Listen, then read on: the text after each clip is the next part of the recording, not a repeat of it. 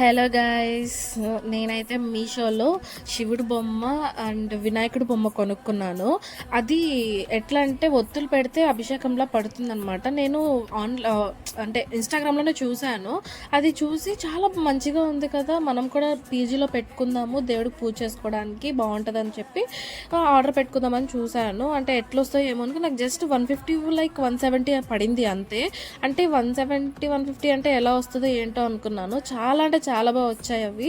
వెయిట్లెస్గా ఉన్నా కూడా చాలా బాగుంది. అండ్ దానికి 108 ఒత్తులు కూడా ఫ్రీగా ఇచ్చారనమాట. సాంబ్రాన్ని ఉంటాయి కదా, అవి ఫ్రీగా ఇచ్చారనమాట. ఇంకా అలా పెట్టేసి అవి ఎలిగించి అలా పెట్టాను. చూడండి ఎంత బాగా వస్తుంది అసలు.